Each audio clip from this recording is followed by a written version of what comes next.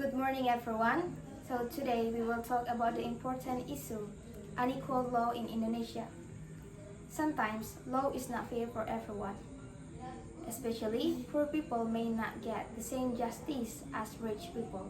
Today we have two speakers who will talk about this issue. Ms. Naya, legal activist from Indonesia, and Ms. Zaitun, legal researcher from the UK. We also have an interpreter who will translate from English to Indonesian and Indonesian to English. So let's begin. Thank you for your invitation. I'm happy to join this discussion. Terima kasih atas undangannya. Saya senang bisa ikut dalam diskusi ini. Saya juga senang bisa hadir kali ini. Ini topik yang sangat penting. I'm happy to be here.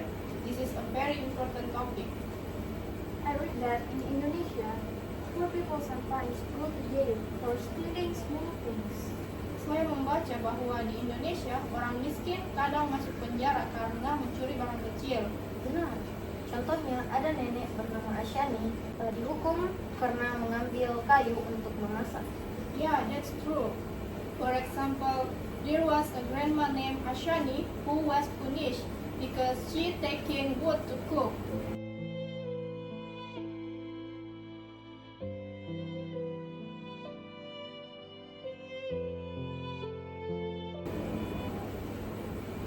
That sounds very unfair. So what happened to her? Itu kedengarannya tidak adil. Jadi apa yang terjadi padanya? Dia ditahan dan harus pergi ke pengadilan. Walaupun dia sudah tua dan hanya mengambil kayu untuk bahan kebutuhan rumah.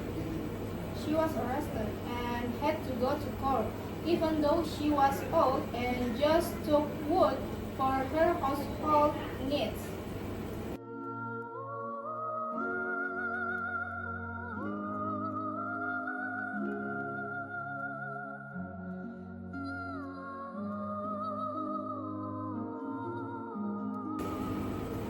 When the rich people steal a big money, do they go to jail?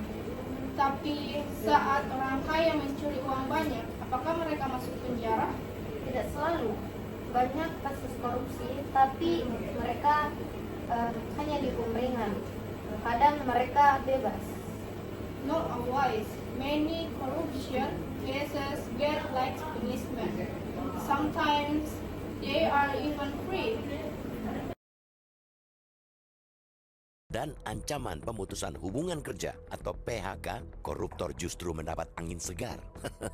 Mereka bisa bernafas lega dan tidak perlu cemas lagi bakal dihukum berat. Cukup berlaku sopan di persidangan dan punya keluarga, hukuman untuk mereka dijamin bakal dipangkas sebesar-besarnya. Mau bukti? Lihat saja hukuman yang diterima Harvey Mois. Harvey merupakan salah satu terdakwa kasus dugaan korupsi Atta Niaga Timah di wilayah izin usaha pertambangan PT Timah Tbk pada 2015 sampai dengan 2022 yang merugikan negara sebesar 300 triliun rupiah itu. Dari tuntutan 12 tahun penjara, majelis hakim yang dipimpin Eko Arianto hanya memvonis 6,5 tahun plus denda dan uang pengganti 212 miliar rupiah.